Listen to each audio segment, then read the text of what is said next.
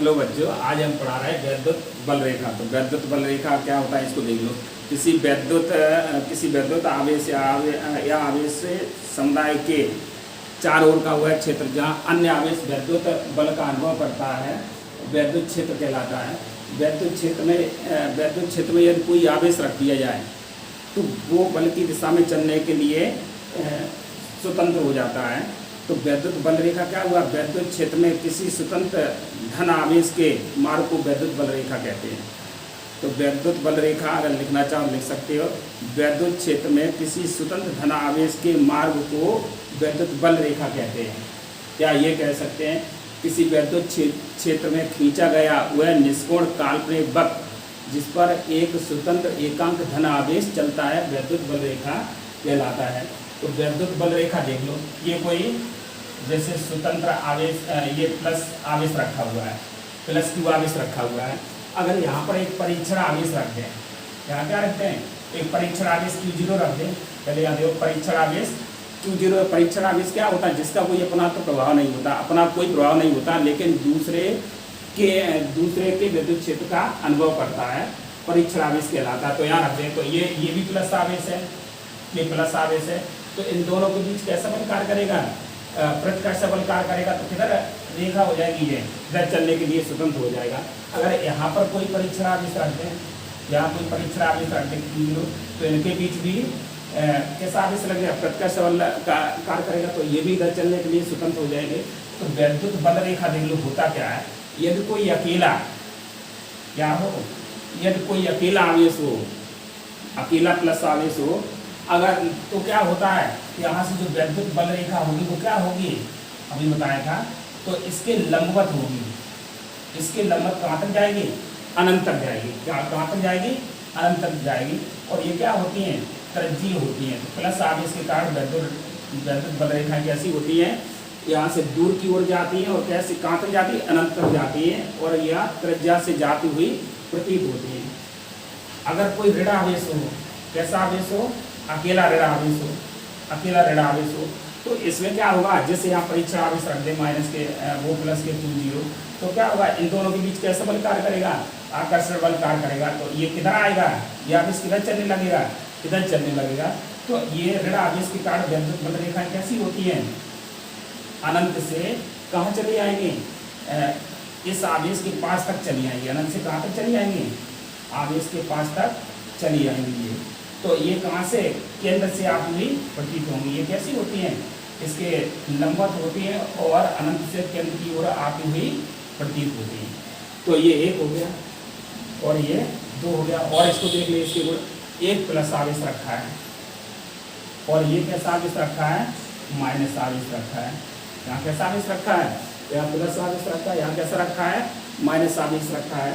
तो वो ये यहाँ से बल रेखा ये जाएगी और कहाँ समाप्त हो जाएगी? यहाँ प्लस आवेश से चलेगी और कहाँ समाप्त हो जाएगी? ऋण आवेश पर समाप्त हो जाएगी। यहाँ से ये चलेगी, कहाँ समाप्त हो जाएगी? ऋण आवेश पर समाप्त हो जाएगी। तो इसी तरीके से और ये कैसी होंगी? डोरी की तरह लचकदार होंगी। कैसी होंगी? डोरी की तरह लचकदार होंगी। इस तरीके से ये आएंगे। अगर प्लस आवेश माइनस आवेश है तो इनके बीच कैसा बल कार्य करेगा? यहाँ से ये भी देख सकते हैं। दो अगर विपरीत आवेशों को आपस में रख दिया जाए तो उनके बीच कैसा बल कार्य करता? आकर्षण बल कार्य करता। तो इसी से पता चलता है। तो ये जब दो विपरीत आवेश होंगे तो इस तरीके से ये बल रेखाएं जाएंगी। अगर एक जैसे आवेश रखते हो, एक जैसे आवेश रखते हो, प्लस प्लस या माइनस माइनस आवेश रखते हो, तो क्या होगा? जैसे यहाँ पर परीक्षण आवेश रख दिया जाए प्लस Q0, तो ये भी प्लस है। तो क्या अट्रैक्शन होगा? तो वो रिपल्सन फोर्स होगा, किधर जाएंगे? यहाँ पर प्रतिकर्ष बल लगेगा तो ये दूर को जाएंगे। तो कैसी होगी? ये इस तरीके से मुड़ जाएंगे। यहाँ से ये जाएगी और ऐसे मुड़ जाएगी ये इस तरीके से। तो यहाँ से पता चल रहा है कि इसमें कैसा बल कार्य करता है? प्रतिकर्ष बल कार्य करता है। ऐसे यहाँ पर ये इधर आ जाएगी और उसके बाद इधर मुड़ जाएगी, इधर जाएगी और ये इधर मुड़ जाएगी, इधर जाएगी और ये इधर मुड़ जाएगी, इधर जाएगी और ये इधर मुड़ जाएगी। तो ये हुआ कौन सा? जब एक जैसा आवेश होगा। इसी तरीके से अगर ऋण आवेश दोनों ऋण होंगे तब भी ऐसे ही होगा। तो बीच में यहाँ पर क्या होगा, बीच में जो क्षेत्र होगा वो कैसा होगा, उदासीन। दोनों पर कैसा बल लगेगा, बराबर लगेगा और विपरीत बल लगेगा, तो ये कैसा हो जाएगा, उदासीन हो जाएगा। तो यहाँ से वैद्युत बल रेखा क्या होता है, वैद्युत बल रेखा वैद्युत क्षेत्र में किसी स्वतंत्र धनावेश का के मार्ग को वैद्युत बल रेखा कहते हैं, या ये कह सकते हैं किसी वैद्युत क्षेत्र में खींचा गया हुआ काल्पनिक निष्कोण वक्र जिस पर एक स्वतंत्र पृथक धनावेश चलता है, वैद्युत बल रेखा कहलाता है। अब वैद्युत बल रेखाओं के गुण देखते हैं। तो पहला गुण यही हो गया, लिखते भी जाओ साथ साथ। तो वैद्युत बल रेखाएं धनावेश से प्रारंभ होती हैं और ऋणावेश पर समाप्त होती हैं। ये एक बंद वक्र नहीं बनाती हैं। आगे पढ़ेंगे हम चुंबकीय बल रेखा, वहाँ पर क्या होगा, ये यहाँ से जाएंगे और इससे निकल आएंगी, उत्तरी ध्रुव से दक्षिणी ध्रुव से होकर इस तरीके से ये बंद वक्र बनाती है। लेकिन यहाँ वैद्युत बल रेखाएं बंद वक्र नहीं बनाती हैं। तो सबसे पहले यही है, वैद्युत बल रेखाएं धनावेश से प्रारंभ होती है और ऋणावेश पर समाप्त होती हैं। अब दूसरा है वैद्युत बल रेखाएं एक दूसरे को नहीं काटती हैं। वैद्युत बल रेखाएं एक दूसरे को नहीं काटती हैं। यदि वैद्युत बल रेखाएं एक दूसरे को काटेंगी तो बल की कितनी दिशाएं होंगी, दो दिशाएं होंगी। जब दो दिशाएं होंगी, जैसे ये है, तो यहाँ से ये काट दें, तो यहाँ पर कितनी दिशाएं हो जाएंगी, दो दिशाएं हो जाएंगी, जो क्या है, असंभव है। तो वैद्युत बल रेखाएं एक दूसरे को नहीं काटती हैं। तो एक हो गया, वैद्युत बल रेखा धन से प्रारंभ होती है, ऋण पर समाप्त होती हैं, और वैद्युत बल रेखा एक दूसरे को नहीं काटती हैं। तो दूसरा हो गया। और तीसरा देख लो, वैद्युत बल रेखा के किसी बिंदु पर खींची गई स्पर्श रेखा, जैसे ये है, तो यहाँ पर कोई स्पर्श रेखा खींची जाए तो ये किसको निरूपित करती है, वैद्युत बल की दिशा को निरूपित करती है, वैद्युत बल की दिशा को निरूपित करती है। यहाँ पर देखो, जहाँ पर, और चौथा देख लो, चौथा पॉइंट, और जहाँ पर ये वैद्युत बल रेखाएं पास होती हैं वहाँ पर वैद्युत क्षेत्र कैसा होता है, अधिक होता है, और जहाँ पर वैद्युत बल रेखाएं दूर होती है वहाँ वैद्युत क्षेत्र कैसा होता है, कम होता है।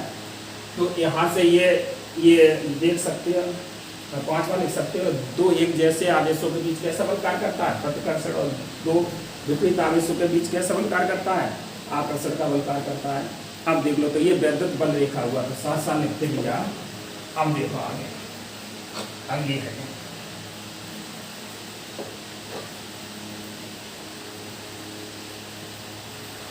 अगली हेडिंग है, एक समान बाह्य वैद्युत क्षेत्र में, एक समान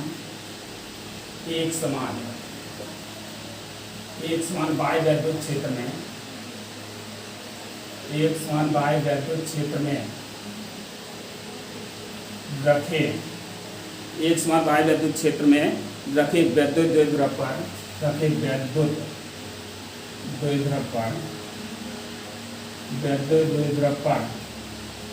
एक समान बाह्य वैद्युत क्षेत्र में रखे वैद्युत द्विध्रुव पर लगने वाले बलयों का आघूर्ण, पर लगने वाले बलयों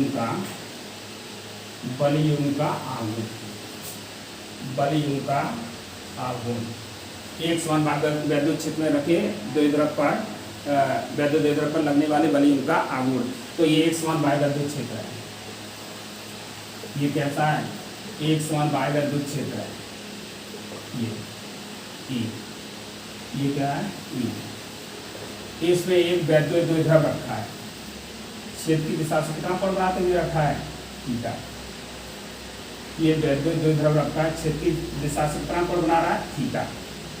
ये क्षेत्र की दिशा से कितना कोण बना रहा है, थीटा बना रहा है। ये कोण थीटा बना रहा है, सही है। इससे मान लो ये क्या है, ए, और इससे मान लो बी। यहाँ पर कितना आवेश है, प्लस क्यू, और यहाँ पर कितना आवेश है, माइनस क्यू। तो ये वैद्युत द्विध्रुव बता दिया क्या होता है, वैद्युत द्विध्रुव क्या होता है, ये बी है। वैद्युत द्विध्रुव होता है दो बराबर का विपरीत आवेशों को एक दूसरे से अल्प दूरी पर रखने से बनाने का क्या कहलाता है, वैद्युत द्विध्रुव कहलाता है। इसके बीच की दूरी कितनी है, 2 है। इसके बीच की दूरी कितनी है, 2 है। बीच की दूरी कितनी है, 2 है। अब यह जो प्लस आवेश है, प्लस आवेश के कारण इस पर एक बल कार्य करेगा जिसकी दिशा किधर होगी, F बराबर Q, जिसकी दिशा किधर होगी, वैद्युत क्षेत्र की दिशा में होगी। और माइनस आवेश के कारण जो बल लगेगा उसकी दिशा किधर होगी, वैद्युत क्षेत्र के विपरीत दिशा में होगी। तो F बराबर QE, F बराबर क्या होगा, तो यहाँ पर ये माइनस प्लस से इंगित कर रहा है, माइनस आवेश के कारण क्षेत्र के विपरीत दिशा में और प्लस आवेश के कारण क्षेत्र की दिशा में एक बल कार्य करेगा। तो ये कैसे बल है, बराबर और विपरीत है। ये दोनों बल कैसे हैं, बराबर और विपरीत हैं। जब ये बराबर विपरीत है तो ये क्या बनाएंगे, एक बलयुग्म बनाएंगे, बलयुग्म बनाएंगे। तो बलयुग्म का आघूर्ण क्या होता है, तो बलयुग्म का आघूर्ण, तो बलयुग्म मुझे क्या ज्ञात करना, लगने वाले बलयुग्म का आघूर्ण, तो बलयुग्म बनाएंगे। तो बलयुग्म का आघूर्ण कितना हुआ, बलयुग्म का आघूर्ण, बलयुग्म का आघूर्ण टाउ, टाउ बराबर क्या होता है, बल, एक बल, यहाँ लिख सकते एक बल इंटू उनके बीच की लंबवत दूरी, उनके बीच की लंबवत दूरी, उनके बीच की बलयुग्म का आघूर्ण क्या हुआ, टाउरा, एक बल इंटू उनके बीच की लंबवत दूरी। तो लंबवत दूरी कितनी है, ये लंबवत दूरी ये हो गई, इसे डालो ए बी और इसे डालो सी। तो ये मुझे ज्ञात करना बी सी ज्ञात करना है। तो यहाँ पर देखा है त्रिभुज ए बी सी में साइन थीटा किसके बराबर होगा, साइन थीटा बराबर होता है लंब कितना बी सी, लंब कितना बी सी और कर्ण कितना है ए बी, कर्ण कितना है ए बी। तो साइन थीटा बराबर क्या होगा, बी सी बटे ए बी का मान कितना है, ए बी का मान 2l। तो बी सी बराबर क्या होगा, बी सी बराबर आया 2l sine theta, B C का मान कितना आया 2l साइन थीटा। अब इसमें लगा दो, तब टाउ बराबर क्या हुआ, तब बलयुग्म का आघूर्ण टाउ, टाउ बराबर क्या हुआ, एक बल कितना है QE into 2l sine theta into 2l sine theta. Tau बराबर क्या हुआ 2QE 2QL इंटू कर लो 2QL into E sine theta. तो परंतु 2QL क्या होता है, परंतु 2QL बराबर क्या होता है, वैद्युत द्विध्रुव आघूर्ण। तो वैद्युत द्विध्रुव आघूर्ण क्या होता है, बलयुग्म वो वैद्युत द्विध्रुव बनाने वाले दोनों आवेशों में से एक बल और उनके बीच की दूरी के गुणनफल को क्या कहते हैं, वैद्युत द्विध्रुव आघूर्ण कहते हैं। इसको किससे निरूपित करते हैं, P से।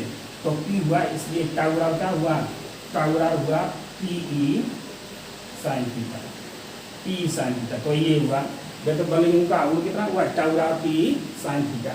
अगर ये कैसा हो जाए, समांतर हो जाए, ये वैद्युत द्विध्रुव क्षेत्र की दिशा की क्या हो जाए, थीटा क्या है, थीटा वैद्युत द्विध्रुव और ई के दिशा में बना कोण है। अगर ये समांतर हो जाए, कैसा हो जाए, समांतर, जब समांतर हो जाए थीटा का मान कितना हो जाएगा, तो फर्स्ट स्थिति है यह है थीटा बराबर 0, अर्थात समांतर हो, अर्थात समांतर हो। वैद्युत द्विध्रुव कैसा हो, अर्थात वैद्युत द्विध्रुव क्षेत्र की दिशा के समांतर, थीटा बराबर क्या हो जाएगा, 0 हो जाएगा, 0 हो जाएगा। तब टाउ किसके बराबर आया, टाउ बराबर क्या हो जाएगा PE इंटू साइन 0, साइन 0 का मान क्या होता है 0, तो PE इंटू 0 बराबर क्या हो जाएगा 0।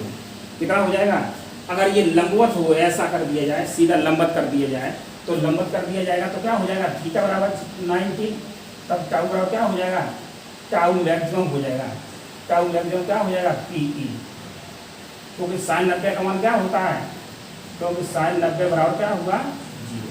तो ये हुआ, तो टाउ बराबर क्या हुआ P साइन थीटा। और इसका मात्रक क्या हो, ये समझ में आ गया। तो बलयुग्म का आघूर्ण एक बल इंटू उनके बीच की दूरी, तो BC ज्ञात कर लिए, बीच की दूरी ज्ञात कर ली, तो टाउ बराबर क्या हुआ Q into 2l sine theta. तो टाउ का मान निकाले 2QL, लेकिन 2QL बराबर क्या होता P, तो टाउ बराबर क्या हुआ P साइन थीटा। या थीटा बराबर 0, अर्थात समांतर हो वैद्युत द्विध्रुव और E कैसा हो, समांतर हो, तो थीटा का मान कितना हो जाएगा 0। जब 0 हो जाएगा तो साइन 0 का मान क्या होगा 0 होगा, तो ये 0 हो जाएगा। और टाउ मैक्सिमम कितना हो जाएगा, जब 90 होगा, लंबवत होंगे तो कितना हो जाएगा, टाउ मैक्सिमम बराबर क्या हुआ PE।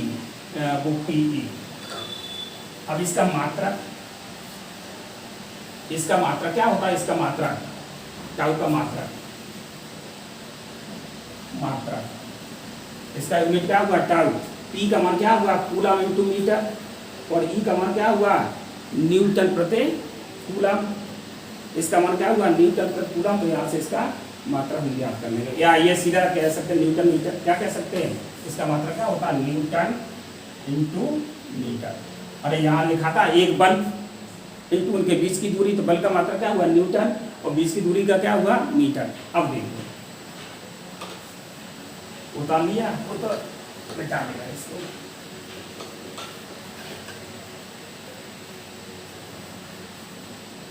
अब देख लो घन कोण क्या है, घन कोण। पहले समतल का कोण,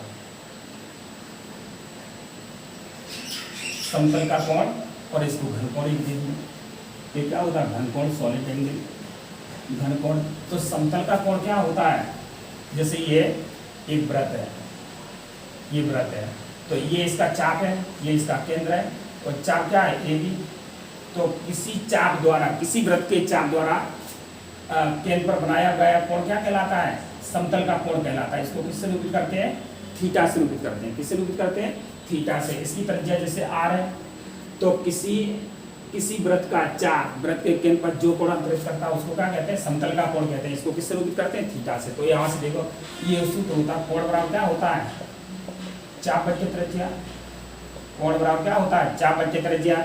और चाप क्या दिया है, इसको एस मान लो, चाप कितना दिया है, ये दिया। तो थीटा बराबर क्या हुआ, चाप है एस बटे आर। अगर इसे अवकलन के रूप में लिख लो तो क्या हुआ, डी थीटा बराबर क्या हुआ, डी एस बटे आर, डी एस बटे आर। तो ये इसके लिए है। अब पूरे वृत्त के लिए क्या होगा, पूरे वृत्त के लिए, पूरे वृत्त के लिए, पूरे वृत्त के लिए क्या होगा, यहाँ पर देखो समतल का कोण, समतल का कोण, और यहाँ पर क्या है, घन कोण, यहाँ पर क्या है, घन कोण। तो देखो पूरे वृत्त के लिए क्या होगा, इंटीग्रल डी थीटा ये बटे आर बाहर आ जाएगा, इंटीग्रल डी एस। लेकिन ये क्या है, वृत्त की परिधि है, तो क्या हुआ, इसका मान हो जाएगा थीटा, और यहाँ पर एक बटे आर इंटू वृत्त की परिधि क्या होती है पूरी, 2 पाई आर, 2 पाई आर। तो ये कैंसिल, थीटा बराबर क्या हुआ, 2 पाई। इसका मात्रक क्या होता है, इसका मात्रक होता है रेडियन। अब आया घन कोण, तो घन कोण देख लो, घन कोण क्या होता है, ये घन कोण, ये घन कोण, सॉलिड एंगल, सॉलिड एंगल। घन कोण क्या होता है, ये कोई इसका गोली पृष्ठ है, इसका कोई भाग है, ये केंद्र पर जो कोण अंतरित करता है, यहाँ देखो ये गोली पृष्ठ का एक क्षेत्रफल हमने ले लिया डी ए, ये क्या है, डी ए है, डी ए। ये कोण कितना है, डी ओमेगा, ये कितना हो जाएगा, डी ओमेगा, ये कितना हो जाएगा, डी ओमेगा हो जाएगा। इसकी त्रिज्या कितनी है, आर, इसकी त्रिज्या कितनी है, आर। तो किसी गोली पृष्ठ का क्षेत्रफल, इसकी परिभाषा क्या हुई, किसी गोली पृष्ठ का क्षेत्रफल गोले के केंद्र पर जो कोण अंतरित करता है उसको क्या कहते हैं, घन कोण कहते हैं। परिभाषा लिखना चाहते हो इसकी लिख सकते हो, किसी गोली पृष्ठ का क्षेत्रफल गोले के केंद्र पर जो कोण अंतरित करता है उसको क्या कहते हैं, घन कोण कहते हैं। इसको किससे निरूपित करते हैं, ओमेगा से निरूपित करते हैं। किससे निरूपित करते हैं, ओमेगा से निरूपित करते हैं। तो ओमेगा बराबर क्या हुआ, ओमेगा बराबर होता है ए बट्टे आर। ओमेगा बराबर क्या होता है, ए बट्टे आर। तो अवकलन के रूप में, अवकलन के रूप में, अवकलन के रूप में क्या हुआ, डी ओमेगा बराबर क्या हुआ, डी ए बट्टे आर स्क्वायर होता है। क्या होता है, डी ए बट्टे आर स्क्वायर, डी ए बट्टे आर स्क्वायर होगा पूरे गोले के लिए, पूरे गोले के लिए क्या होगा, इंटीग्रल डी ओमेगा बराबर क्या हुआ, इंटीग्रल डी ए बट्टे आर स्क्वायर। तो इंटीग्रल डी ओमेगा बराबर क्या हुआ, ए बट्टे आर स्क्वायर बाहर आ जाएगा, इंटीग्रल डी ए। तो लेकिन पूरे गोले के लिए ये क्षेत्रफल कितना होता है, क्षेत्रफल पूरे गोले का क्षेत्रफल का मान क्या होता है, गोले के क्षेत्रफल का मान, गोले का क्षेत्रफल क्या होता है, 4 pi R square. Are square से आर स्क्वायर कैंसिल हुआ, तो कितना हुआ, ओमेगा बराबर क्या हुआ। तो पूरे गोले द्वारा केंद्र पर अंतरित कोण कितना होता है, 4 पाई होता है। कितना होता है, 4 पाई होता है। तो इसका वो लिख लो, डेफिनेशन क्या होता है, किसी गोली पृष्ठ का क्षेत्रफल गोले के केंद्र पर जो कोण अंतरित करता है उसे घन कोण कहते हैं। तो घन कोण क्या होता है, डी ओमेगा डी ए बट्टे आर स्क्वायर। ये अल्पांश क्षेत्रफल के कारण है, और पूरे क्षेत्रफल के कारण कितना होगा, 4 पाई होगा। तो ये उतार नहीं होगा, तो इसको लिखा है।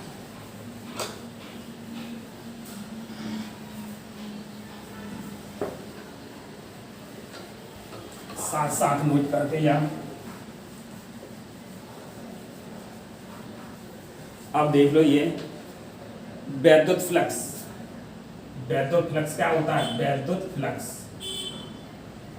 वैद्युत flux, electric flux, electric flux, FLUX, electric flux, electric flux देख लो। इलेक्ट्रिक फ्लक्स होता क्या है, ये इससे पहले देख लो। ये कोई मान लो प्लस आवेश रखा है, तो वैद्युत बल रेखा की तरह होंगी, इधर भी होंगी, इधर भी होंगी। वैद्युत क्षेत्र की दिशा को ये निरूपित करती हैं वैद्युत बल रेखाएं।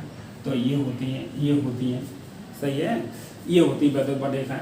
अगर यहाँ पर कोई पृष्ठ रख दिया जाए, यहाँ कोई ऐसा पृष्ठ रख दें, या यहाँ रख दें, या यहाँ रख दें, या यहाँ रख दें, और ऊपर तो खींच नहीं सकती है क्योंकि यहाँ ऐसे कैसे खींचेंगी, तो ये तो चारों तरफ होती है वैद्युत बल रेखाएं। तो यहाँ पृष्ठ रख दें, तो यहाँ से जितनी भी बल रेखाएं गुजरेंगी उनकी संख्या को क्या कहते हैं, वैद्युत फ्लक्स कहते हैं। तो किसी वैद्युत क्षेत्र में रखे किसी पृष्ठ से गुजरने वाली वैद्युत बल रेखाओं की संख्या को वैद्युत फ्लक्स कहते हैं।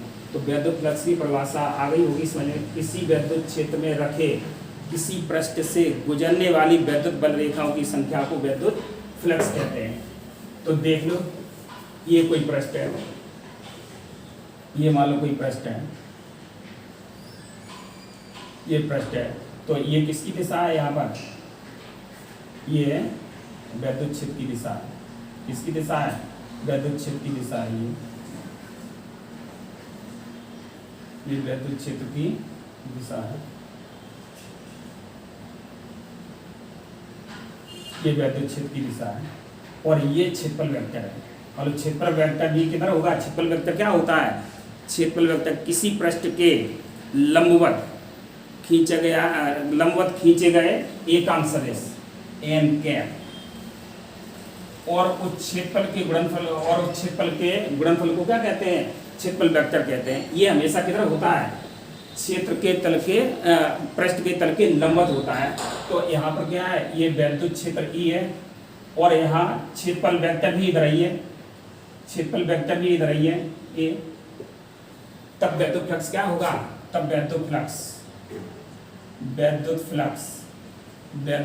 क्या होगा, इसको फाई से निरूपित करते हैं। तो फाई बराबर क्या होगा, इनटू ए वेक्टर। लेकिन ये दोनों किधर हैं, ए वेक्टर और ई दोनों कैसी है, एक ही दिशा में, तो थीटा बराबर क्या होगा 0। तो ये अदिश गुणनफल है, स्केलर प्रोडक्ट है, तो क्या होगा ये इनटू कॉस थीटा। लेकिन थीटा बराबर क्या है, परंतु थीटा बराबर क्या है 0 है, परंतु थीटा बराबर क्या है 0 है। तो क्या हो जाएगा, ये कॉस 0 का मान क्या होता है 1 होता है। तो फाई बराबर क्या हो जाएगा, ये हो जाएगा। तो फाई बराबर क्या होता है ये। तो वैद्युत फ्लक्स क्या होता है, किसी वैद्युत क्षेत्र में रखे किसी पृष्ठ से गुजरने वाली वैद्युत बल रेखाओं की संख्या को क्या कहते हैं, वैद्युत फ्लक्स कहते हैं। इसको फाई से निरूपित करते हैं।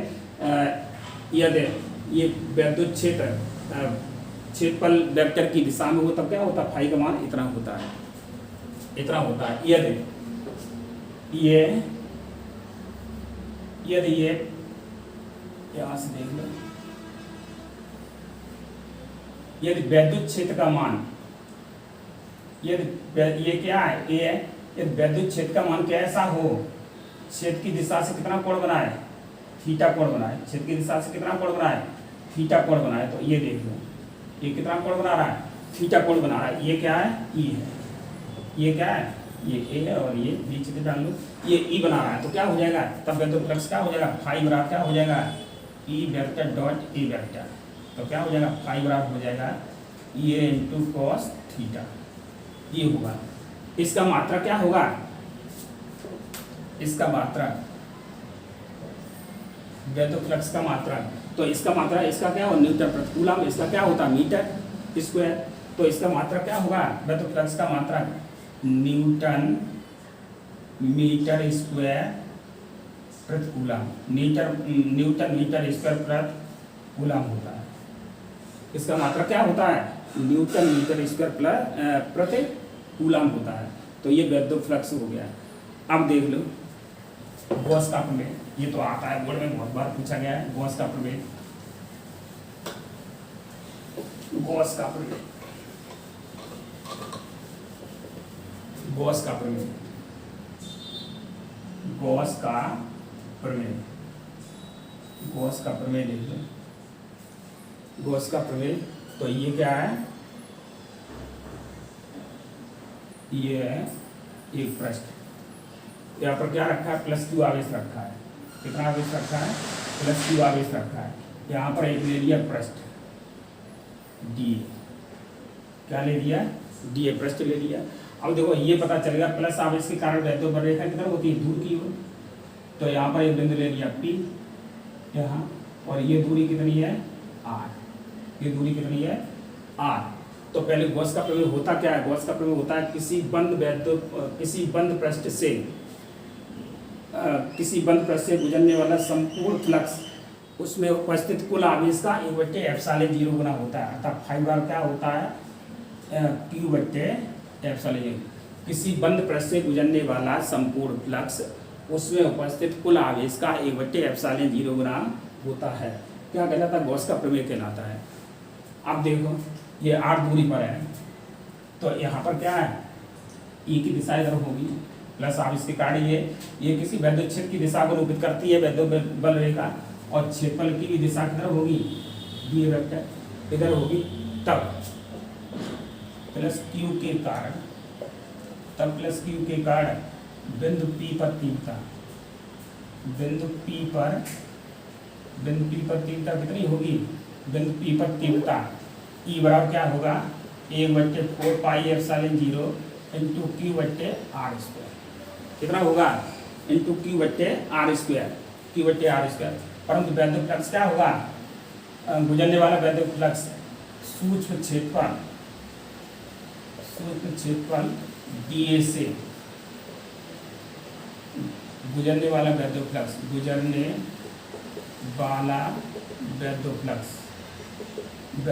कितना होगा? वैद्युत फ्लक्स फाई E बराबर क्या होगा? E vector into dA vector. परंतु थीटा बराबर क्या है? 0, क्योंकि E और dA दोनों कैसे एक ही दिशा है, तो थीटा का मान कितना हो जाएगा? 0 हो जाएगा। तो फाई किसके बराबर होगा? फाई बराबर क्या हो जाएगा? E into dA into cos theta. ये तो डी फाई होगा, जब सूक्ष्म है तो इसके लिए होगा। ये भी dA भी सूक्ष्म लिया गया है, तो डी फाई कैसा होगा? सूक्ष्म होगा। अब पूरे पृष्ठ के कारण पूरे पृष्ठ से गुजरने वाला वैद्युत फ्लक्स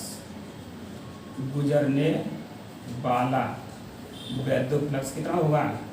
गुजरने वाला वैद्युत फ्लक्स पूरे पृष्ठ से गुजरने वाला वैद्युत फ्लक्स कितना होगा? फाई इंटीग्रल डी फाई बराबर क्या हो जाएगा? ई बार ले लो इंटीग्रल dA। तो यहाँ पर क्या हो जाएगा? cos थीटा का मान 0 है, तो क्या हो जाएगा? ई dA हो जाएगा। ई इंटू dA हो जाएगा। E इंटू डी हो जाएगा। तो क्या हो जाएगा? E into D. लेकिन ये पृष्ठ कैसा है? बंद है, तो ये इस तरीके से हम लगाएंगे। बंद वैद्युत पृष्ठ है, तो इस तरीके से ये इंटीग्रल का चिन्ह लगाएंगे। इस चिन्ह का मतलब ये क्या है? बंद है, क्लोज्ड है। अब क्या हो जाएगा? इसका मान क्या हो जाएगा? फाई हो जाएगा। इसका मान हो जाएगा फाई। E का मान लगा दो। E का मान रखने पर तो क्या हो जाएगा? 1/4πε0 इंटू Q/r² इंटीग्रल dA। ये पूरे पृष्ठ के लिए पृष्ठ समाकलन है। तो इसका मान क्या होता है? इसका मान परंतु ये क्षेत्र पृष्ठ समाकलन है, परंतु इंटीग्रल dA इसका क्षेत्रफल क्या होगा? गोले का क्षेत्रफल 4πr²। गोले का क्षेत्रफल क्या होगा? 4πr² होगा। तो देखो फाई बराबर क्या होगा? फाई बराबर होगा 1/4πε0 इंटू Q/r² इंटू 4πr²। तो r² से r², 4π से 4π। तो फाई बराबर क्या हो जाएगा? फाई बराबर हो जाएगा Q/ε0। यही गॉस का प्रमेय है। यही तो था, किसी बंद पृष्ठ से गुजरने वाला संपूर्ण वैद्युत फ्लक्स उसमें उपस्थित कुल आवेश का 1/ε0 गुना होता है। तो ये प्रूफ हो गया। फाई बराबर क्या हुआ? Q/ε0। अब इसमें कुछ लिख दो। यदि इसके भीतर पृष्ठ के भीतर कई आवेश रखे हैं, यदि पृष्ठ के भीतर आवेश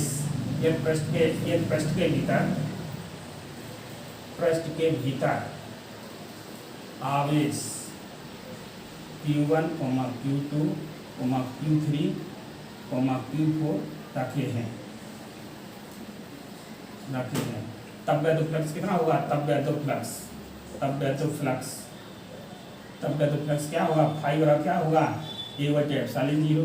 और इसमें क्या हो जाएगा? Q1 + Q2 + Q3 + Q4 और डैश आगे हो तो वो भी सही है। अब प्लस और यहाँ पर नोट कर लो, नोट करने वाला है। यहाँ से देखो प्लस आवेश के कारण वैद्युत फ्लक्स किधर होगा? बाहर की ओर। प्लस आवेश के कारण वैद्युत फ्लक्स का किधर होगा? बाहर की ओर। अगर ये भीतर ऋण आवेश रखा होता तो विद्युत फ्लक्स की दिशा किधर होती, अंदर की ओर होती। अगर ये आवेश कहाँ रखा होता, बाहर रखा होता, तो विद्युत फ्लक्स का मान कितना होता, 0 होता। तो ये गॉस का प्रमेय हुआ। अब आगे के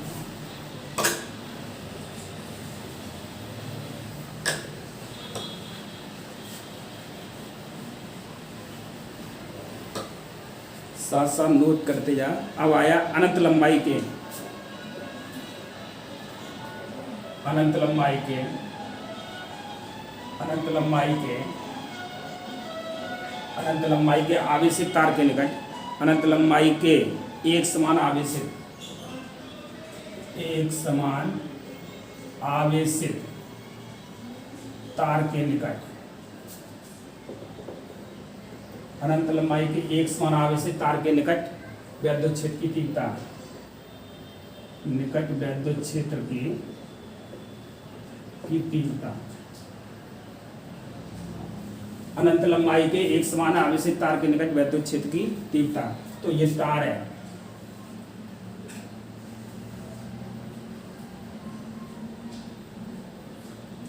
ये तार है, इसमें प्लस आवेश समान रूप से वितरित है। अनंत लंबाई के एक समान आवेशित तार के निकट विद्युत क्षेत्र की तीव्रता, ये अनंत लंबाई का आवेशित तार है, इसमें प्लस क्यू आवेश समान रूप से वितरित है। अब इस तार से स्मॉल आर दूरी पर हम मान ले रहे हैं, इस तार से स्मॉल आर दूरी पर एक बिंदु पी है, स्मॉल आर दूरी पर एक बिंदु पी है, जहाँ पर मुझे क्या ज्ञात करना, विद्युत क्षेत्र की तीव्रता ज्ञात करनी है। क्या ज्ञात करनी है, विद्युत क्षेत्र की तीव्रता ज्ञात करनी है। इसके लिए हम क्या करेंगे, इसके दोनों ओर एक बेलनाकार गॉसियन पृष्ठ खींचा, ऐसा खींचेंगे, एक बेलनाकार गॉसियन पृष्ठ खींचा, जिसकी लंबाई कितनी है, L है, इसकी लंबाई कितनी है, L है। अब यहाँ देख लो, यहाँ पर एक पृष्ठ ले रहे हैं P। अब प्लस आवेश के कारण ये बता दिया, प्लस आवेश के कारण विद्युत क्षेत्र की दिशा किधर होती है, दूर की ओर होती है। अब ये जो पढ़ाई गई विद्युत रेखाएं, विद्युत बल रेखा, उसमें बताएगा प्लस आवेश के कारण विद्युत क्षेत्र की दिशा किधर होती है, दूर की ओर होती है ये। और ये पृष्ठ है, तो इस पर भी जो क्षेत्रफल वेक्टर होता है वो पृष्ठ के लंबवत होता है। कैसा होता है, तो डीए का मान भी इधर ही होगा, डीए का मान भी इधर ही होगा, ये भी इधर होगा, ये भी इधर होगा। यहाँ डीए क्षेत्रफल दिया गया है, डीए। अब यहाँ पर ये डीए का मान मान लो, यहाँ पर भी कोई हम पृष्ठ ले लें, इधर ये किसका किधर होगा, और विद्युत क्षेत्र की दिशा दूर की ओर होगी। ऐसे यहाँ पर ले लें, ई का मान तो दूर होगा, जो प्लस है, प्लस आवेश के कारण किधर होता है, दूर की ओर होता है। ये अनंत तक जाता है, ये बताया उसमें विद्युत बल रेखा बता दिया गया है। यहाँ पर भी कोई ले लो अल्पांश क्षेत्रफल, तो ये किधर होगा, डीए होगा, डीए वेक्टर, ई वेक्टर, सही है। तो ये हो गया। तो अनंत लंबाई के एक समान आवेशित तार के निकट विद्युत क्षेत्र की तीव्रता, तो इसके लिए हम क्या मानेंगे, माना तार से स्मॉल आर दूरी पर एक बिंदु P है, जहाँ पर विद्युत क्षेत्र की तीव्रता ज्ञात करनी है। इसके लिए क्या करेंगे, P से होता हुआ एक बेलनाकार गॉसियन पृष्ठ खींचेंगे, जिसकी लंबाई कितनी है, L है। तब इससे गुजरने वाला विद्युत फ्लक्स कितना होगा, तब कुल विद्युत फ्लक्स, कितना होगा, कुल विद्युत फ्लक्स फाई बराबर क्या होगा, φ1 + φ2 + φ3। यहाँ पर हम विद्युत फ्लक्स कितना मान ले रहे हैं, φ1, और यहाँ से φ2, और यहाँ से कितना मान ले रहे हैं, φ3। यहाँ से गुजरने वाला विद्युत फ्लक्स कितना मान ले रहे हैं, φ3। अब देखो ये कितना है, P पर, इसमें गणित डालो, परंतु P पर ई वेक्टर व डीए वेक्टर समांतर है, इसलिए तब थीटा बराबर क्या होगा, 0। तब φ1 कितना होगा, φ1 बराबर क्या होगा, E vector into E vector dot dA vector, D phi होगा, ये डी फाई मान लो, डी फाई सही है। तो डी फाई 1 होगा, तो डी फाई 1 बराबर क्या हो जाएगा, E इंटू डी ए इंटू कॉस 0।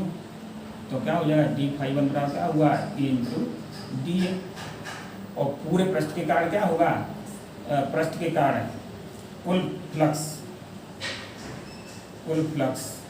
फाई बराबर क्या होगा फाई वन, इंटीग्रल कर लो, integral d phi one, integral d phi one बराबर क्या होगा ई वाई ले लो, इंटीग्रल डी ए, इंटीग्रल क्या हो जाएगा डी ए हो जाएगा।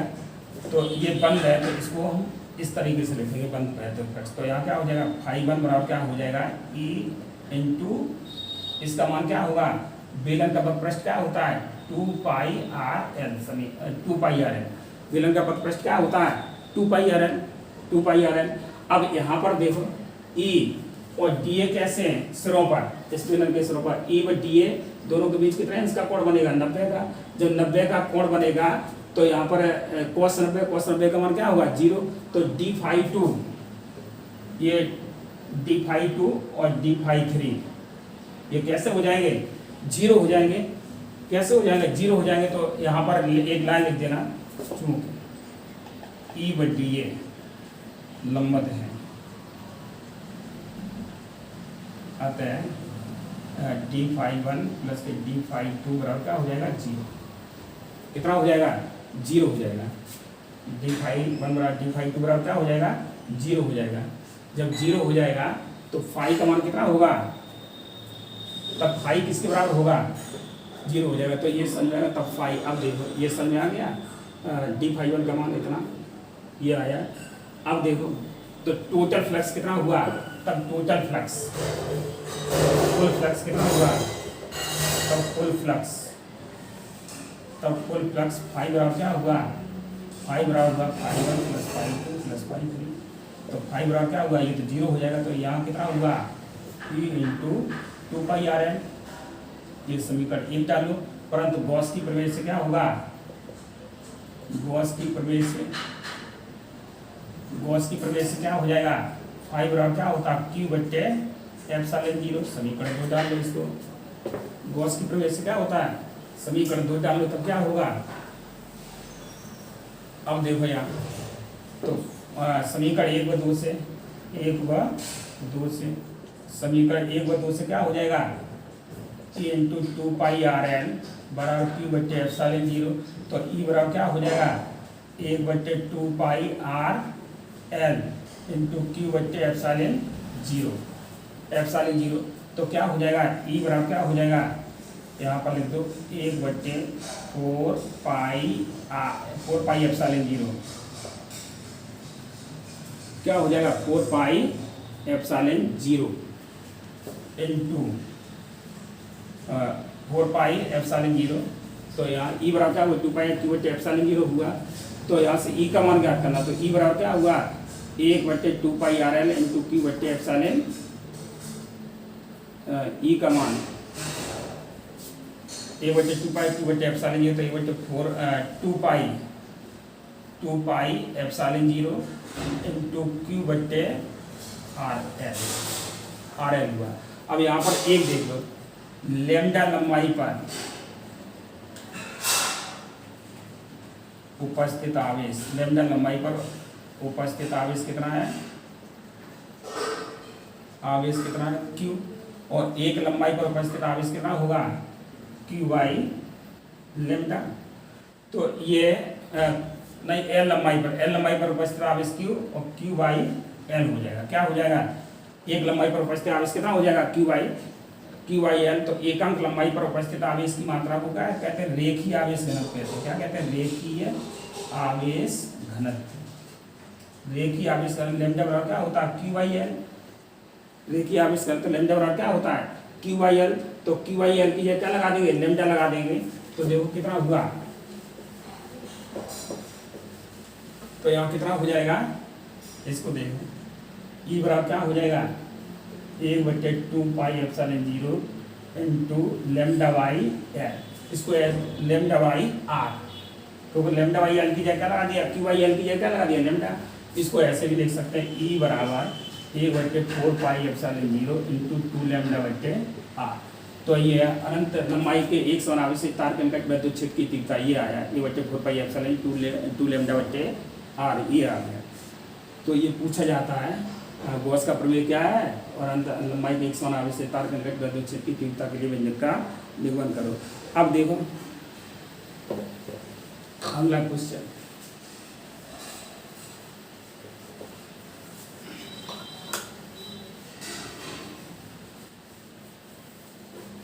अगला क्वेश्चन देखो, अनंत विस्तार की समतल आवेशित, अनंत विस्तार की समतल आवेशित अचालक अनंत विस्तार की समतल आवेशित अचालक चादर के निकट विद्युत क्षेत्र की तीव्रता, चादर या प्लेट के निकट विद्युत क्षेत्र की तीव्रता, क्षेत्र की तीव्रता, अनंत विस्तार की समतल आवेशित अचालक चादर के निकट विद्युत क्षेत्र की तीव्रता। तो यहाँ पर जो चादर हम बना ले रहे हैं, चादर, इसमें क्या प्लस आवेश समान रूप से वितरित है,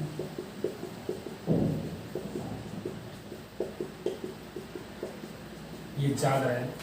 अब इससे इस वाला आर दूरी पर एक बिंदु पी है, मान लो यहाँ पर क्या ज्ञात करना है, विद्युत क्षेत्र की तीव्रता ज्ञात करनी है पी पर। तो इसके लिए क्या करेंगे, इसके आर पार, इसके क्या करेंगे, एक आर पार पी जैसे से डाल लो, इसके आर पार एक बेलनाकार गॉसियन पृष्ठ की कल्पना करेंगे। क्या करेंगे, बेलनाकार गॉसियन पृष्ठ की कल्पना करेंगे। ये यहाँ पर है पी डैश, ये, और यहाँ पर क्या है, यहाँ पर क्या पी है, ये क्या है पी। यहाँ पर एक हम क्षेत्रफल ले लेंगे, पी क्या ले लिया, ए ले लिया, इसका क्षेत्रफल कितना है, ए है। तो यहाँ पर देखो, यहाँ विद्युत क्षेत्र की दिशा तो पता चल गई होगी, क्योंकि यहाँ प्लस आवेश है तो विद्युत क्षेत्र की दिशा किधर होगी, दूर की ओर होगी ई। यहाँ पर अगर क्षेत्रफल हम कोई ले रहे हैं, छोटा सा क्षेत्रफल, तो क्या हुआ, इसकी दिशा किधर होगी, इधर होगी। यहाँ पर देखो, ये एक क्षेत्रफल ले रहे हैं, एक अल्पांश क्षेत्रफल ले रहे हैं, तो इसकी दिशा किधर होगी, डी ए इधर होगी, और विद्युत क्षेत्र की दिशा भी किधर है, ई है, इधर ही है, ऐसी यहाँ पर होगी। तो चादर के अनंत विस्तार की समतल आवेशित अचालक चादर के निकट विद्युत क्षेत्र की तीव्रता, तो यहाँ ज्ञात करना, हमने इसके लिए क्या किया, इससे इस वाला आर दूरी पर एक बिंदु पी है जहाँ पर विद्युत क्षेत्र की तीव्रता ज्ञात करनी है। इसके लिए हम पी से होता हुआ एक बेलनाकार गॉसियन पृष्ठ खींचेंगे। तो आर पार तो इधर कहाँ तक जा रहा है, पी, यहाँ पी है, और यहाँ पर क्या है, पी डैश है, और इसका क्षेत्रफल कितना है, ए है, इसका है ए है, हम परस्पर क्षेत्र का क्षेत्रफल कितना है, ए है तब। और यहाँ पर देखो फ्लक्स कितना है, φ1, यहाँ फ्लक्स कितना है, φ2, और यहाँ फ्लक्स कितना है, φ3। तब आप सिरों पर ऐसे लिख लो, सिरों पर ई वेक्टर व डी ए वेक्टर समांतर है, ई वेक्टर व डी ए वेक्टर कैसे समांतर है। तब थीटा बराबर क्या होगा, थीटा बराबर होगा 0। तब फ्लक्स कितना हुआ, तब फ्लक्स कितना हुआ, सिरों से गुजरने वाला फ्लक्स φ1 बराबर φ2 दोनों बराबर होगा, क्या हो जाएगा, ई वेक्टर डॉट डी वेक्टर। सही है, तो कितना हो जाएगा, φ1 बराबर φ2 बराबर ई इंटू डी ए इंटू cos 0, तो φ1 बराबर φ2 बराबर ई इंटू डी ए। ये पूरे पृष्ठ से, ये तो अल्पांश के कारण है, डी ए के कारण है। अब पूरे पृष्ठ से, दोनों सिरों से या यहाँ पर डी फाई भी लिख सकते हैं, क्या लिख सकते हैं, डी फाई, तो छोटे डी ए के कारण है तो डी फाई भी लिख सकते हैं। तो दोनों सिरों से गुजरने वाला कुल विद्युत फ्लक्स,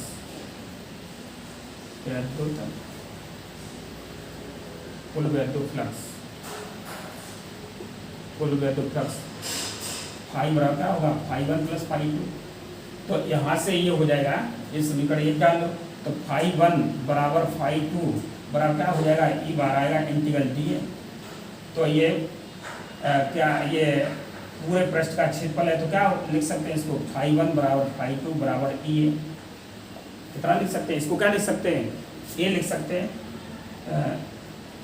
यहाँ लिखना चाहते हो इंटीग्रल ए, देखो बंद पृष्ठ है तो ये इंटीग्रल ये बराबर क्या हो जाएगा ए, इसको लिख सकते हैं। अब इसमें लगा तब समीकरण 1 से, तब समीकरण 1 से फाई बराबर क्या हो जाएगा ई ए प्लस ई ए, तो फाई बराबर क्या हो जाएगा 2e, लेकिन यहाँ पर हम देखेंगे इसके सरफेस से, यहाँ से फाई 3 से देखेंगे, ये यहाँ पर पृष्ठ पर ई और डी ए, ये तो सिरों से गुजरने वाला वेक्टर फ्लक्स हुआ, लेकिन पृष्ठ पर ई व डी ए कैसे लंबवत हैं, पृष्ठ पर ई वेक्टर व डी ए वेक्टर लंबवत हैं,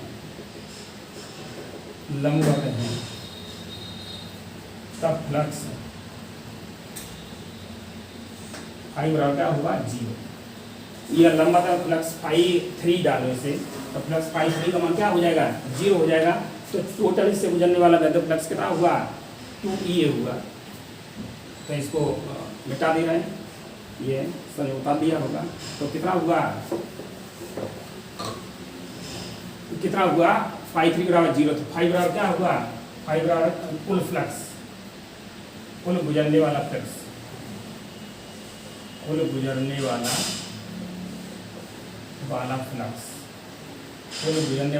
फाई बराबर क्या हुआ 2e। यहाँ पर जो यहाँ पृष्ठ पर ये लंबवत हो जाएगा तो फाई 3 का मान 0 हो जाएगा, केवल सिरों से ही गुजरेगा, परंतु गॉस की प्रवेश से ये समीकरण डालिए, परंतु गॉस की प्रवेश ये 1 डालिए 2 डालिए इसको 2, परंतु गॉस की प्रवेश से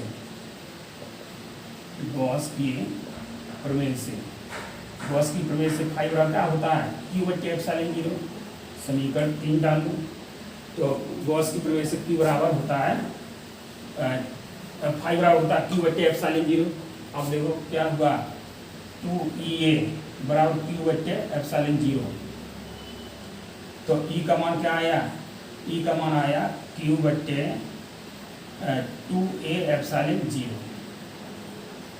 ये हुआ, ये 4 डाल लो, परंतु एक क्षेत्रफल में उपस्थित आवेश कितना है Q, इसलिए एक क्षेत्रफल में उपस्थित आवेश कितना होगा Q/a। लेकिन एकांक क्षेत्रफल में उपस्थित आवेश को क्या कहते हैं, पृष्ठीय आवेश घनत्व कहते हैं। क्या कहते हैं, पृष्ठीय आवेश घनत्व, पृष्ठीय आवेश घनत्व सिग्मा बराबर क्या होता है Q/a।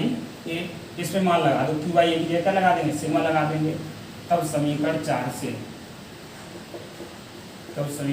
से E बराबर क्या हुआ, E बराबर हुआ σ/2ε0। तो यहाँ से देख लो, ये किस पर निर्भर नहीं करता, दूरी पर निर्भर नहीं करता है।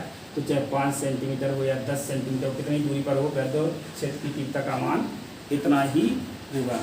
अब देख लो अगली है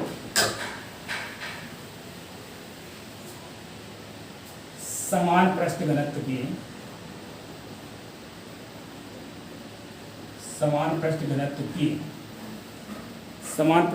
की धन तथा ऋण आवेशित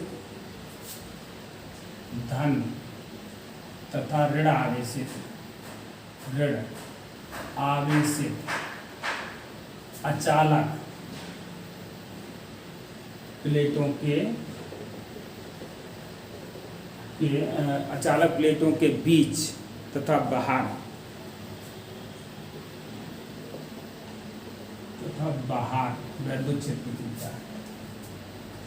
वैद्युत क्षेत्र की तीव्रता, बाहर वैद्युत क्षेत्र की तीव्रता। तो इसको देख लो,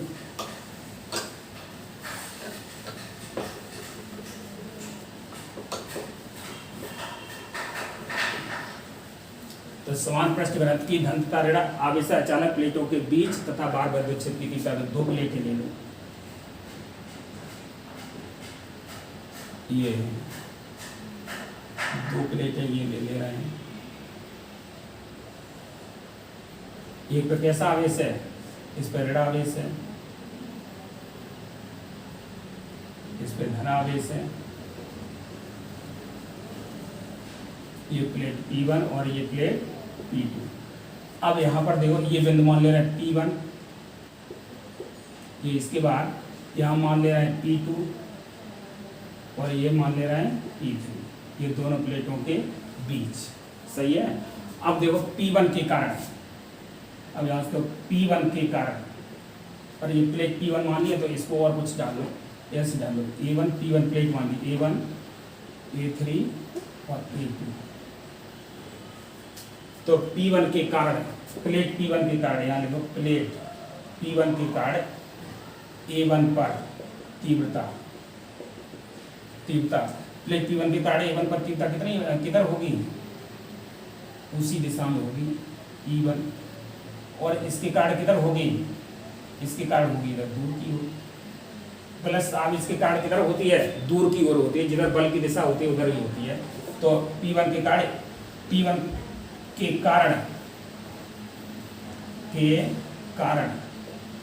A1 पर तीव्रता कितनी होगी, ये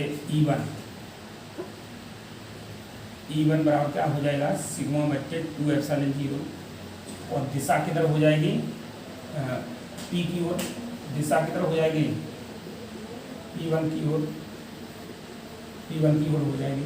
और P2 के कारण तीव्रता कितनी होगी, P2 के कारण A1 पर तीव्रता E2 प्लस सिग्मा बटे 2 एप्सिलॉन 0, दिशा किधर होगी, P2 से दूर की ओर, दिशा होगी P2 से दूर की ओर। तो ये दो कैसी हो गई, बराबर हो गई और विपरीत हो गई। तब A1 पर परिणामी तीव्रता A1 पर परिणामी तीव्रता E बराबर क्या होगा, E1 प्लस E2। तो E बराबर क्या हो जाएगा, E1 का मान क्या है, सिग्मा बटे 2 एप्सिलॉन 0, और विपरीत है तो सिग्मा बटे 2 एप्सिलॉन 0, तो कितना हो जाएगा, 0 हो जाएगा। इसी प्रकार A2 पर हो जाएगा, इसी प्रकार A2 पर, तो इसके कारण तीव्रता किधर होगी, दूर की ओर, और P1 के कारण किधर होगी, इधर। तो इसी प्रकार क्या लिख दो, इसी प्रकार A2 पर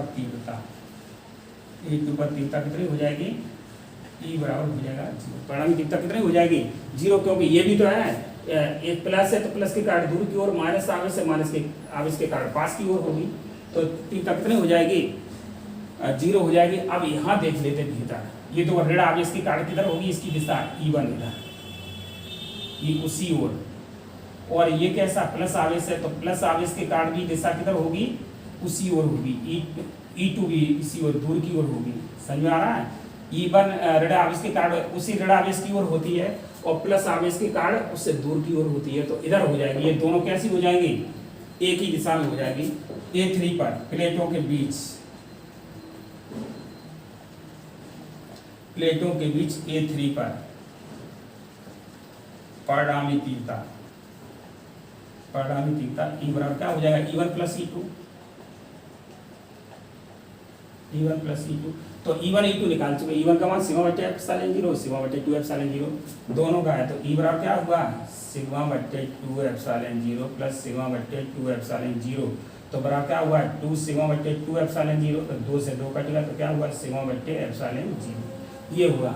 दोनों प्लेटों के बीच, दोनों प्लेटों के बाहर विद्युत क्षेत्र की तीव्रता कैसी होगी, 0 होगी, लेकिन बीच में कितनी होगी, सिग्मा बटे एप्सिलॉन 0। अब एक और देख लो,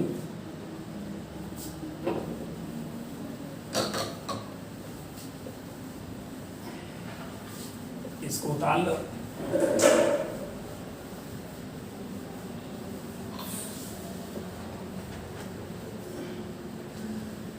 एक समान रूप से आवेशित एक समान रूप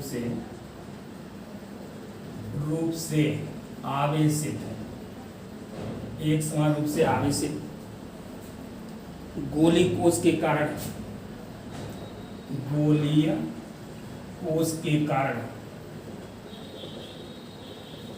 विद्युत क्षेत्र की गोलीय कोष के कारण विद्युत क्षेत्र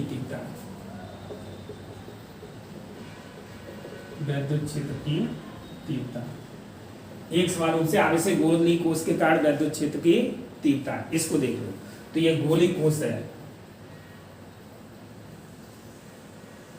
ये गोली कोष है, इसकी त्रिज्या कितनी है, कैपिटल आर। आर तो हम मान के चल रहे, माना कैपिटल आर त्रिज्या का एक गोली कोष है। जब इसे प्लस क्यू आवेश दिया जाता है तो इसके बाहरी पृष्ठ पर समान रूप से वितरित हो जाता है। हमें कोष के बाहर, कोष के पृष्ठ पर और कोष के भीतर विद्युत क्षेत्र की तीव्रता ज्ञात करनी है। तो सबसे पहले हम ले रहे हैं कोष के बाहर विद्युत क्षेत्र की तीव्रता, क्षेत्र की तीव्रता, कोष के बाहर विद्युत क्षेत्र की तीव्रता। तो बाहर हम एक पृष्ठ खींच लेंगे, गॉसियन पृष्ठ। इसके लिए हमने क्या किया, गोले के बाहर एक गॉसियन पृष्ठ खींचा। इसकी त्रिज्या कितनी है, आर है, इसकी कितनी है, स्मॉल आर है, सही है। यहाँ पर एक ये बिंदु पी है, क्या है, एक बिंदु पी है, लेकिन यहाँ पर धनावेश के कारण तीव्रता इधर होगी और डीए का मान भी किधर होगा, इधर ही होगा, इधर ही होगा। अब देख लो ये क्षेत्रफल कितना डीए है, डीए। अब देखो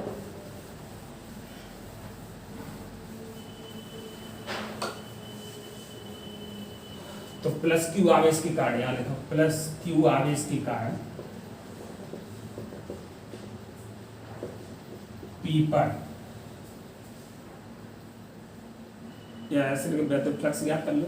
प्लस क्यू आवेश के कारण पी से गुजरने वाला विद्युत फ्लक्स, गुजरने वाला विद्युत फ्लक्स क्या होगा, फाई बराबर क्या होगा, E vector into D A vector, D phi हो जाएगा, सही है। और लेकिन ई व डी ए कैसे है, ई व डी ए समांतर है, ई व डी ए समांतर है, तब थीटा बराबर क्या हो जाएगा, जीरो। तो थीटा बराबर क्या हो जाएगा, जीरो हो जाएगा। जब जीरो हो जाएगा तब डी फाई कितना होगा, डी फाई बराबर क्या होगा, ई इंटू डी ए into cos zero. Cos zero का मान क्या होता है, एक होता है, तो ई इंटू डी ए हो जाएगा, इसका मान एक हो गया। अब पूरे पृष्ठ से गुजरने वाला, पूरे पृष्ठ से गुजरने वाला विद्युत फ्लक्स, पूरे पृष्ठ से गुजरने वाला विद्युत फ्लक्स क्या होगा, फाई बराबर क्या हो जाएगा, क्या ऐसा कर लो, डी फाई बराबर क्या हो जाएगा, ई बार आ जाएगा इंटीग्रल ई इंटू डी ए, वो डी ए हो जाएगा केवल, डी ए बंद पृष्ठ है तो यहाँ इंटीग्रल डी ए, लेकिन ये क्या हो जाएगा फाई और ये क्या हो जाएगा ई इंटू ए। परंतु ए बराबर क्या है, गोले का क्षेत्रफल क्या होता है, ए बराबर क्या होगा, 4 पाई आर स्क्वायर। तो कितना आएगा, फाई बराबर क्या हो जाएगा, E into 4 pi R square, समीकरण एक डाल। परंतु गॉस की प्रमेय से, परंतु गॉस की प्रमेय से, गॉस की प्रमेय से क्या होगा, फाई बराबर होगा क्यू बट्टे एप्सिलॉन जीरो, समीकरण डालो 2। तो ये संज्ञा आ गया, प्लस क्यू आवेश के कारण पी से गुजरने वाला विद्युत फ्लक्स इतना हुआ, लेकिन ई व डी ए कैसे समांतर, तो थीटा बराबर जीरो हुआ। अब डी फाई इतना, पूरे पृष्ठ से गुजरने वाला विद्युत फ्लक्स कितना होगा, इंटीग्रल इतना, लेकिन ये पूरा क्षेत्रफल, क्षेत्रफल का मान क्या होता है, बोले 4 पाई आर स्क्वायर। तो इसको देख लो। अब देख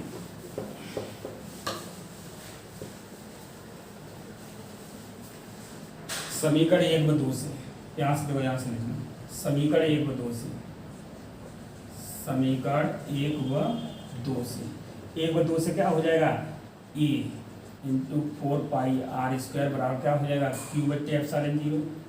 तो ई बराबर क्या हुआ, ए बट्टे 4 pi R square into Q बट्टे एप्सिलॉन जीरो। परंतु क्यू बराबर क्या होता है, परंतु ये तो निकलवा चुके हैं, सिग्मा बराबर क्या होता है, क्यू बाई ए। पृष्ठीय आवेश घनत्व क्या होता है, सिग्मा बराबर क्या होता है, क्यू बाई ए। तो क्यू का मान क्या हो जाएगा, तब क्यू बराबर हुआ एप्सिलॉन ए।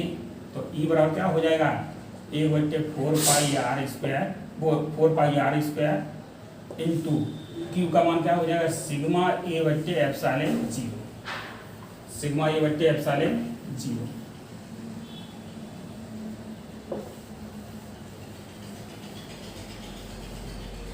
तो कितना हुआ, ई बराबर हो जाएगा 1 बट्टे 4 pi epsilon zero into sigma A बट्टे एप्सिलॉन जीरो। परंतु ए बराबर कितना है, ए बराबर 4 pi R square, capital R square, 4 pi capital, ये गोले का क्षेत्रफल है जो दिया था, तो कितना आया, ई बराबर क्या होगा, ए बटे 4 pi epsilon 0 into sigma into 4 pi capital R square बटे स्मॉल आर स्क्वायर। यहाँ पर ये आर स्क्वायर है, इतना हुआ। तो दो 4 पाई से 4 पाई कैंसिल हो गया, तो ई बराबर क्या हुआ, सिग्मा बटे epsilon 0 into capital R square बटे स्मॉल आर स्क्वायर, ये हुआ पृष्ठ।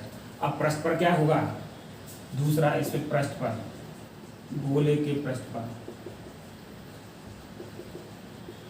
पृष्ठ पर तीव्रता, गोले के पृष्ठ पर तीव्रता कितनी हुई, तो पृष्ठ के लिए क्या करेंगे, स्मॉल आर स्क्वायर की जगह लिख देंगे आर स्क्वायर बराबर कैपिटल आर स्क्वायर रखने पर तीव्रता कितनी होगी, तीव्रता ई बराबर क्या हो जाएगा, सिग्मा बटे epsilon 0 into capital R square बटे कैपिटल आर स्क्वायर कट गया, तो कितना आया, ई बराबर कितना आया, ई बराबर आया सिग्मा बटे एप्सिलॉन 0।